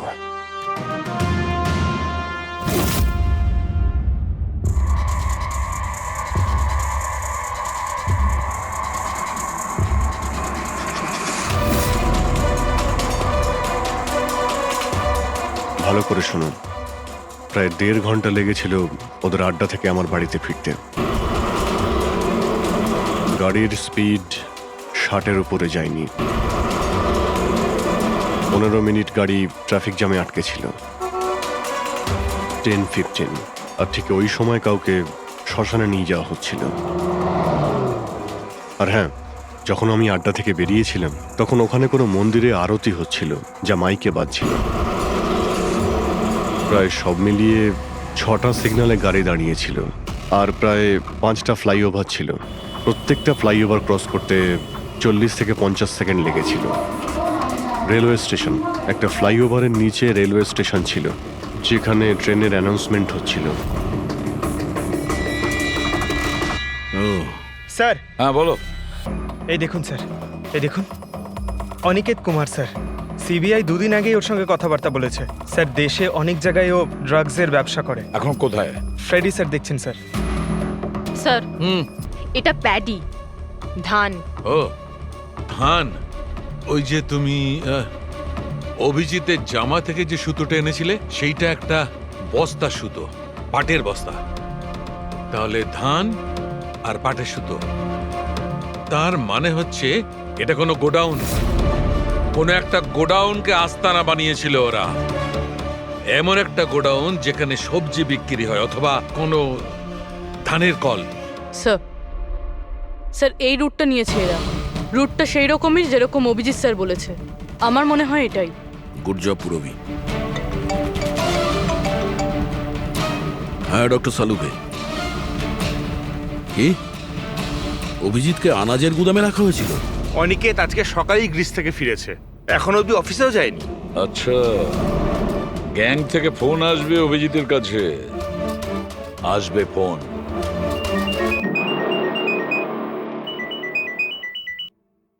হ্যালো। আপনার জন্য একটা সুখবর আছে অভিজিৎ স্যার। যে সময়ের আপনি অপেক্ষা করছিলেন সেটা এসে গেছে। আজকের এই শুভ দিনে এক অপরাধী শাস্তি পাবে। ঠিক 1.5 ঘন্টা পরে একটা কালো রঙের গাড়ি আসবে আপনার কাছে, আর বলে দেওয়া হবে আপনি কার ওপর আর কখন গুলি চালাবেন। হ্যাঁ, কিন্তু রাইফেল কোনটা? তাতে কি যায় আসে রাইফেল কোনটা? আপনাকে তো সিআইডি ট্রেনিং এ সব ধরনের ট্রেনিং দেওয়া হয়েছে, তাই না? হ্যাঁ, আমাকে সব ধরনের ট্রেনিং দেওয়া হয়েছে, কিন্তু আমার কাছে একটাই চান্স গুলি চালানোর। যদি আমি জানতে পারি বন্দুকটা কোন ধরনের তো একটু সহজ হবে। RS 451। ওকে, RS 451।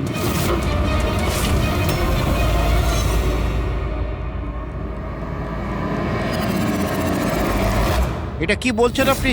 আমার মৃত্যুর ভয় রয়েছে? তাহলে আমি যাবোই না কোথাও, ঘরের মধ্যেই লুকিয়ে বসে থাকবো আমি। সমস্ত সমস্ত মিটিং ক্যান্সেল ক্যান্সেল। অনিকেত, বাড়িতে লুকিয়ে থাকলে কোনো লাভ হবে না। ওরা প্ল্যান করে বসে আছে তোমাকে মারার জন্য। ওরা তোমাকে মেরেই ফেলবে। আপনারা কিছু করুন না, আপনারা সিআইডির লোক, বাঁচান আমাকে। বাঁচাবো আমরা তোমাকে। আর এবার গুলি আমাদের অফিসার তোমাকে করবে। তোমার জামার ভেতরে একটা বুলেট প্রুফ জ্যাকেট থাকবে আর কিছু রক্তের প্যাকেট।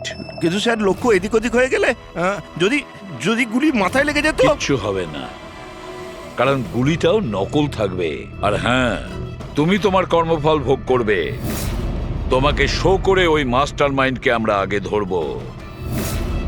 এবারে বলো, মিটিং এর জন্য কোথায় যাচ্ছিলে তুমি? পরের মিটিং 1 ঘন্টার মধ্যেই হবে। এই মলের বাইরে একটা লঞ্চে হবে। মলের বাইরে? হ্যালো, আমার মনে হচ্ছে মিশনটা ক্যান্সেল করতে হবে। কিন্তু কেন? বালা বেঁচে আছে।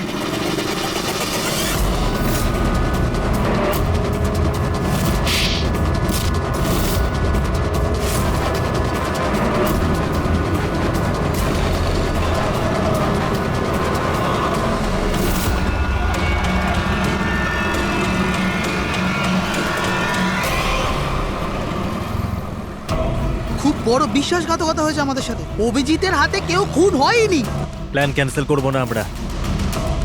সিআইডি আর অভিজিৎকে এই বিশ্বাসঘাতকতার চরম মূল্য চোকাতে হবে।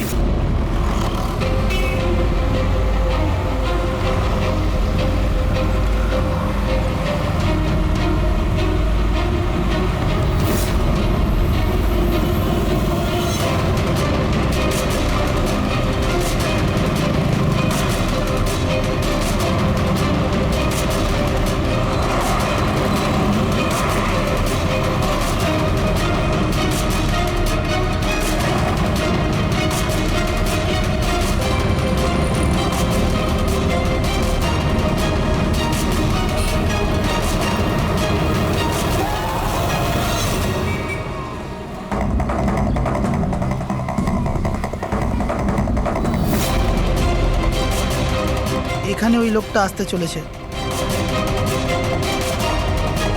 কিন্তু ওই লোকটা কে? অপেক্ষা কর, জানতেই পারবি। চল তোকে ওই জায়গাটা দেখাই যেখান থেকে তোকে গুলি চালাতে হবে ওর উপর।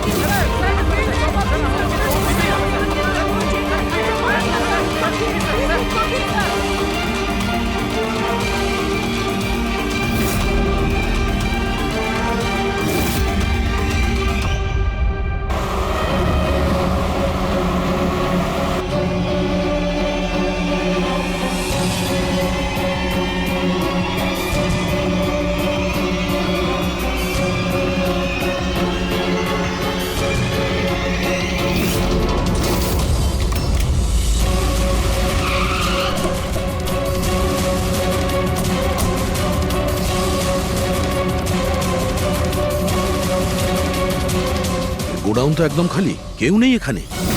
হ্যাঁ স্যার, এটা তো সেই গুদাম নয় যেটা আমরা খুঁজছি। ও দাদা ভাই, কে আপনারা? কি চাই? তুমি এখানে কাজ করো? ইয়েস। এই গোডাউন কো ব্যবহার করছিল কি? না তো, গত 2 বছর ধরে বন্ধ পড়ে আছে। এই গোডাউনটা আমার বস বিক্রি করতে যায়, তা আপনি কি কিনবেন? যদি এটা ওই গোডাউন না হয় তাহলে কোন গোডাউনটা?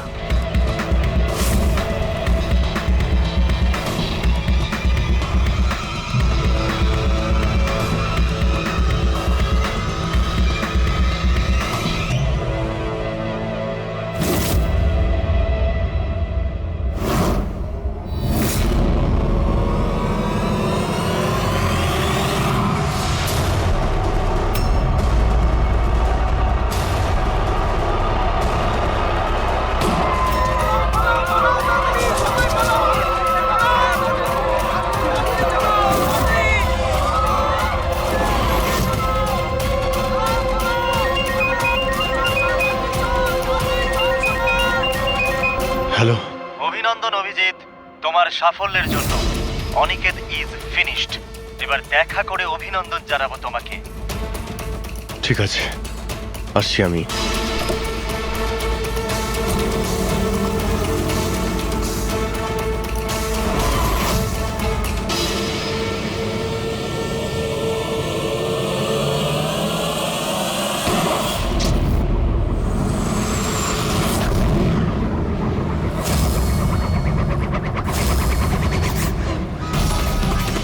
পঙ্কজ, ধরো, ছাড়বে না ওকে। ও নো স্যার। কি হয়েছে? স্যার আমি একটা ভুল করে ফেলেছি। ওই তিলকনগরের গুদামটা মিস করেছি। স্যার এই দেখুন স্যার, ওখানেও একটা মন্দির আছে, শ্মশান আছে, ফ্লাইওভার আছে আর রেলওয়ে ট্র্যাক। আচ্ছা, ওই গোডাউনটা না তো? কত দূর এখান থেকে? স্যার ট্রাফিক জ্যাম নিয়ে 40-45 মিনিট লাগবে। স্যার, অপরাধীরা জানতো আমাদের প্ল্যানটা। অভিজিৎ স্যারের নকল গুলি চালাবার কথা। অভিজিতের সামনে বিপদ, দয়াকে ফোন করতে হবে। দয়া, দেখো অনিকেতকে কেউ গুলি করেছে, আসল গুলি। হ্যাঁ, অভিজিতের সামনে বিপদ। ওদের আড্ডা জানতে পেরেছো? না স্যার, খুঁজছি। তাড়াতাড়ি তাড়াতাড়ি দয়া, আমাদের হাতে টাইম নেই।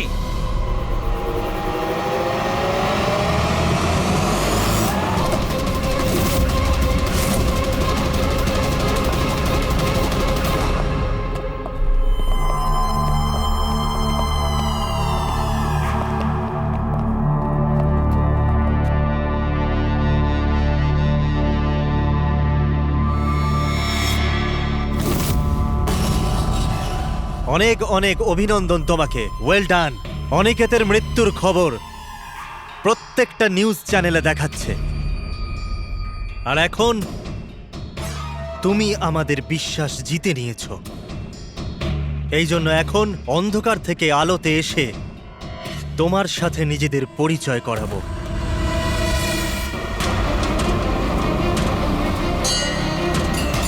এই মন্দিরটা।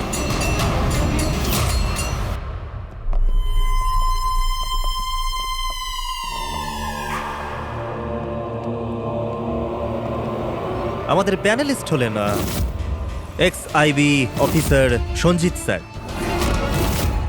আর এক্স জাজ Mrs Mandira, ex army officer Mr Ranbir. ও, তো আপনারা? হ্যাঁ, আমরা। কেন চমকে গেলেন নাকি আমাদের দেখে? ভুলে গেলেন সেই দিনটা যখন শুধু আমি সমর্থন করেছিলাম আপনাকে?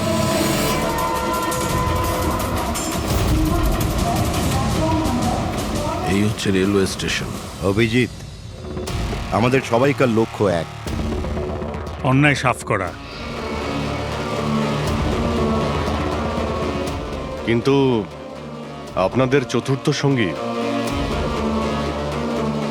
ওনার কি হয়েছে? উনি কেন সামনে আসছেন না? আমি সামনে আসবো না, কারণ তুমি একজন বিশ্বাসঘাতক।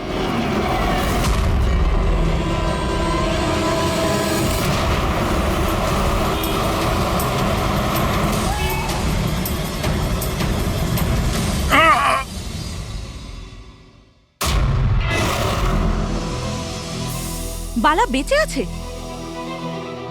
হ্যাঁ, বেঁচে আছে, কারণ এই সব কিছু সিআইডির প্ল্যান মাফিক কাজ ছিল, আমাদের ফাঁসানোর জন্য। আর এই হচ্ছে শ্মশান ঘাট। আর অনিকেত? সেও নিশ্চয়ই জীবিত আছে। নিশ্চয়ই এই অভিজিৎকে নকল গুলি মেরেছে। অভিজিৎ, এই বেইমানির জন্য একটাই সাজা, শুধু মৃত্যু, শুধুই মৃত্যু। তুমি আর বালা দুজনেই মরবে, দুজনেই। আর তোকে আমরা মারবো না, তোকে এ মারবে। আমি কেন? কেননা একজন বাহাদুর এবং সৎ ইন্সপেক্টরকে মারা আমাদের নীতির বিরুদ্ধে। চল, তুই মার, নইলে আমরা তোকে মারবো। ও তো আপনারা এমনিই মারবেন। না, আমরা তোমাকে আর একটা সুযোগ দেব। চালাও গুলি। নেবালা, পিস্তল নে। এই নে।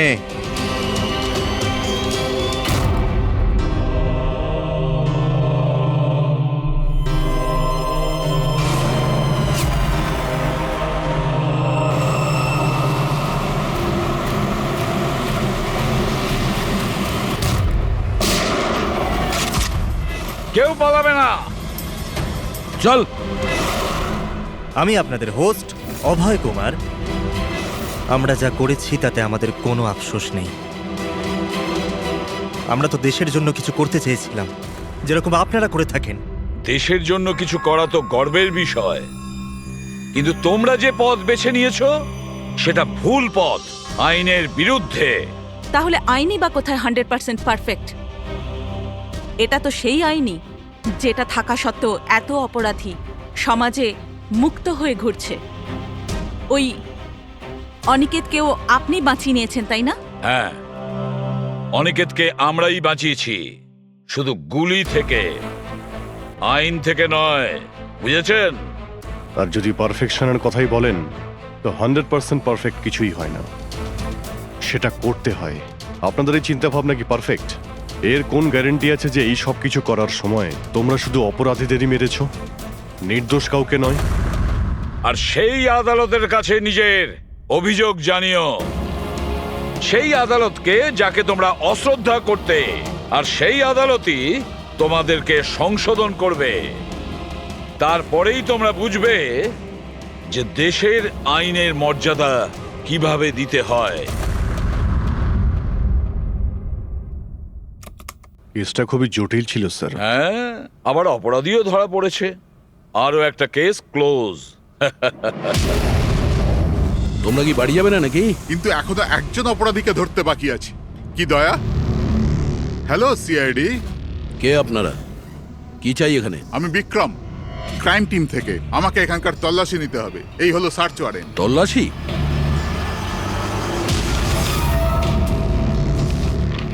আমাদের আপনাদেরকে অনুরোধ যে আপনারা সবাই আমাদের সাথে কমপ্লিটলি কোঅপারেট করতে থাকবেন। এটা কি আমরা জানতে পারি যে তল্লাশি কেন নেওয়া হবে? দমনের ফাঁসির কেসে আপনাদের সবার এগেনস্টে কমপ্লেন্ট আছে যে আপনারা সবাই এভিডেন্স নষ্ট করতে চেয়েছিলেন।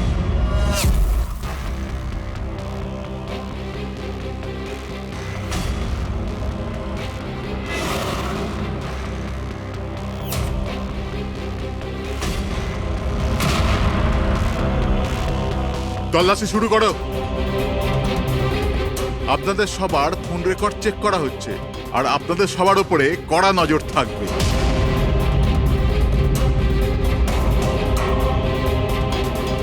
আর হ্যাঁ, আপনাদের সবার সাথে একা একা প্রশ্ন উত্তরও করা হবে। আমার আপনাদের ব্যক্তিগত পরামর্শ হলো, যাই বলবেন একদম সত্যি বলবেন। এটাই সিআইডির ভবিষ্যৎ তৈরি করবে। এই, আমরা সিআইডির কোনো গ্যাসের বেলুন নয়। আর তুমি কে আমাদের ফিউচার ঠিক করার? হ্যাঁ, সিআইডির অস্তিত্ব সত্যের উপরে দাঁড়িয়ে রয়েছে, মিথ্যের উপরে নয়। হ্যাঁ হ্যাঁ, আমি জানি আপনারা সিআইডির লোক, জানি আমি।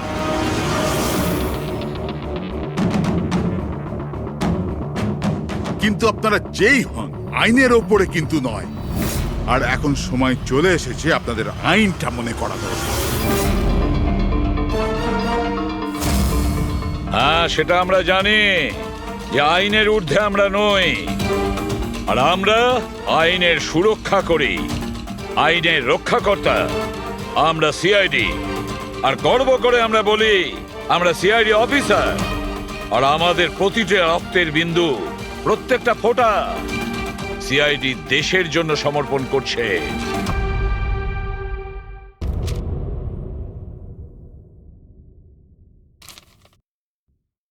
আমরা আপনাদের কেসটা খুব ভালো করে দেখলাম এবং আপনাদের কথাও শুনলাম। এটা পরিষ্কার যে আপনারা প্রোটোকল ভেঙেছেন। এর আগে যে আমরা কোনো সিদ্ধান্ত নেই, যদি আপনি আপনার পক্ষ নিয়ে কিছু বলতে চান তো বলতে পারেন। আপনারা যখন স্থির করেই নিয়েছেন যে আমরা প্রোটোকল ভেঙেছি, তাহলে বাকি থাকলো কি? আমাদের ঠিক বলবো। দেখুন মিস্টার প্রদুমান, আমাদের মধ্যে কোনো ব্যক্তিগত শত্রুতা নেই। আমরা যা বলছি তার সাক্ষী আছে। আর আমরা সবাই গত 20 বছর ধরে সিআইডিতে কাজ করছি। 20 বছর। এটা হেলাফেলা করিনি আমরা। সিআইডির কাজের জন্য আমরা আমাদের জীবন দিয়ে দিয়েছি। দেখুন, কোনো সময় সিচুয়েশন অনুযায়ী আমাদের ইনস্ট্যান্ট ডিসিশন নিতে হয়, কিন্তু প্রোটোকলের জন্য আমাদের চুপ করে থাকতে হয়। আর তারপরেও সেই অপরাধীকে তার শাস্তি পৌঁছে দিয়েছি। দেখুন, আপনাদের কথা আমরা বুঝতে পারছি, কিন্তু নিয়ম কানুন পালন করাটাও যে জরুরি সেটাও তো আপনারা জানেন। সবসময় নিয়মের উপর ডিপেন্ড করা যায় না স্যার। আমাদের কাজটাই এইরকম, সিচুয়েশন অনুযায়ী আমাদের ইনস্ট্যান্ট ডিসিশন নিতে হয়। আর যেখানে দয়ার প্রসঙ্গ বলছেন আপনারা, সেখানে প্রোটোকল ভাঙার দরকার ছিল, প্রয়োজন ছিল। দয়া একজন সাহসী ইন্সপেক্টর স্যার, সিআইডির জন্য সবকিছু করতে পারেন। আমরা কোনোভাবেই ওকে হারাতে চাইছি না। এরপরেও যদি আপনাদের মনে হয় যে আমরা প্রোটোকল ভেঙেছি, তাহলে যে শাস্তি আপনারা দেবেন আমরা অ্যাকসেপ্ট করব।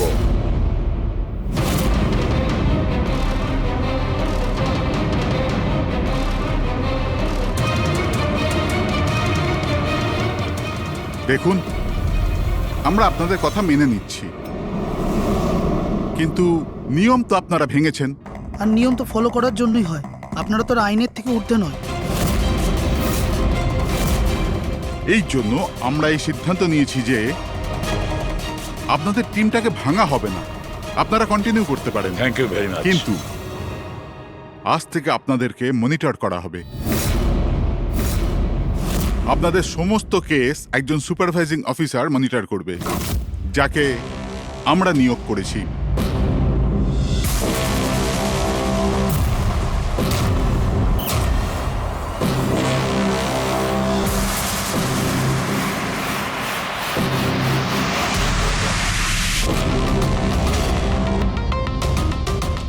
হ্যালো, আমার নাম শীতল। আজ থেকে শীতলই আপনাদের মনিটর করবে। মনিটর করবে মানে? মানে এইটা হলো যে আপনাদের কেসের যাই অ্যাক্টিভিটি হোক, সেটা শীতল আমাদের বলবে।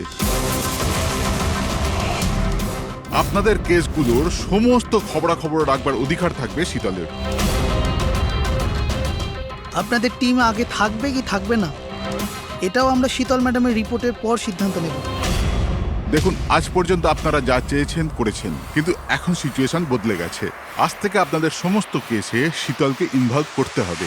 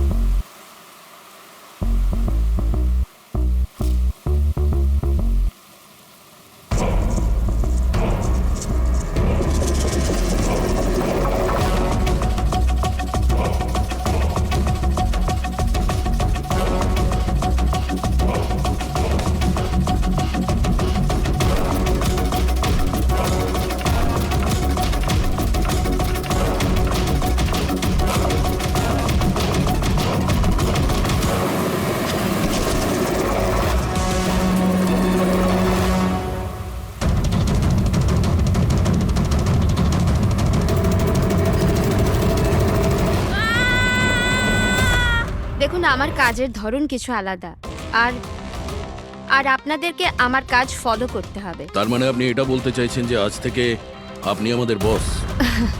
না না, I don't like the word boss. Boss বলা উচিত হবে না।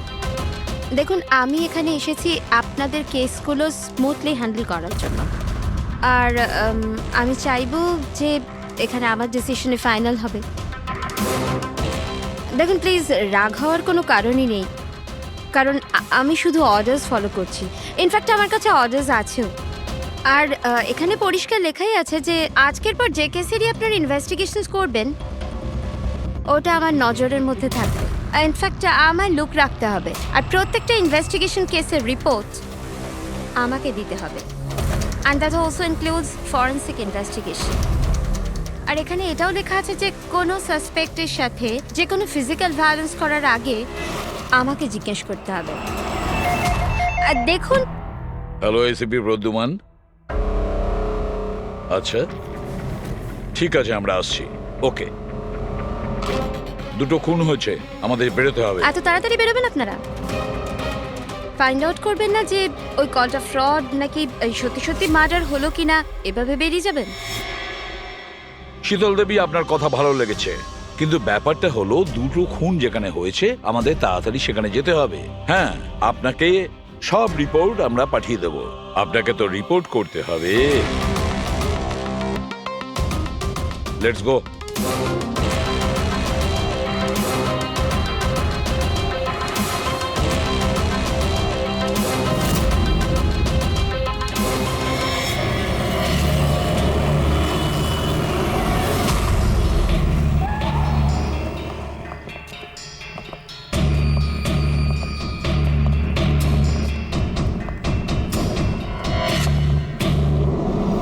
কোথায় খুন হয়েছে